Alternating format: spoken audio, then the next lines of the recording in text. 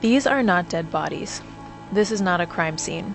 These are businessmen passed out on the streets of Tokyo after a long day at the office.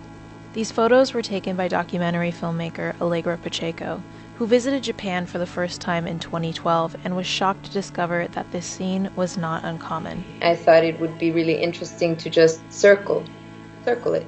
You circle things to raise awareness or to highlight something, right? To remember something. Pacheco wanted to know how someone can start their day at the office and end up sleeping in the street. So she followed these salarymen from when they left their jobs to the moment they passed out. What she found was that this was just a symptom of a much bigger problem in Japan, a culture of extreme overwork, oftentimes to the point of complete exhaustion and even death.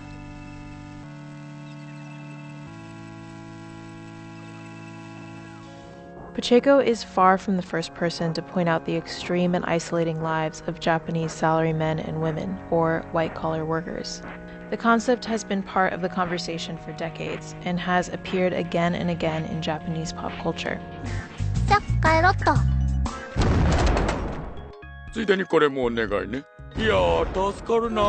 In 2015, this video went viral of a Tokyo-based YouTuber chronicling his typical workday. 11:15, leave work.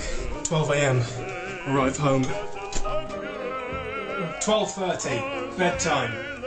This is, of course, supposed to be silly, but overwork in Japan is no joke. A recent government study found that nearly a quarter of workers logged more than 80 hours of overtime every month, and that 1 in 5 workers are at risk of death by overwork, either by stroke or heart attack or from stress-induced suicide. There's even a word for this in Japanese, karoshi, which literally means overwork death.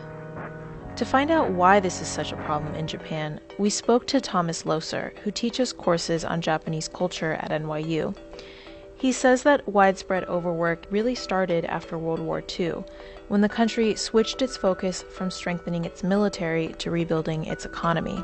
The Prime Minister says we're going to have income doubling and 100% employment, and the idea then becomes, instead of the military and emperor is your family, the company is your family. You will do everything you can for your family. This actually worked in Japan for a while. The country experienced a so-called economic miracle from the 1960s to the 1980s, becoming the world's second largest economy after the US.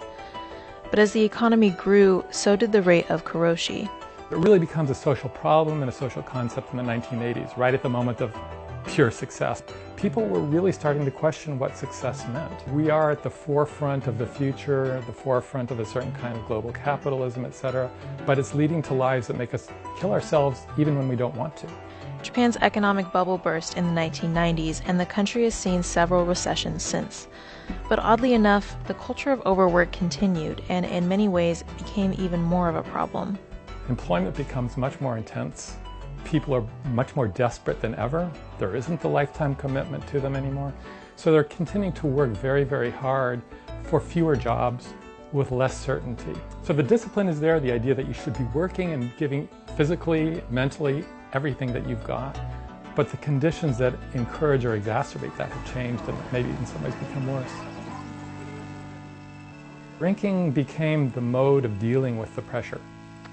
They go to the bar and drink a lot, and it seems like they're releasing their stress, but in fact drinking too much is one of the big reasons why they're so stressed. On Friday nights, the amount of salarymen sleeping on the sidewalks would triple. They basically leave from the bars and make their way slowly towards the subway, and a lot of them pass out along the way or in the actual subway entrance. Despite the fact that karoshi has persisted for decades, the Japanese government didn't really address the problem until last year. They were pressured to do so after a 24-year-old woman logged 105 hours of overtime, wrote on social media that she was, quote, physically and mentally shattered, then jumped off a building to her death. In the wake of the tragedy, the government took action, but only capped overtime at 100 hours, an amount experts say still puts workers at risk.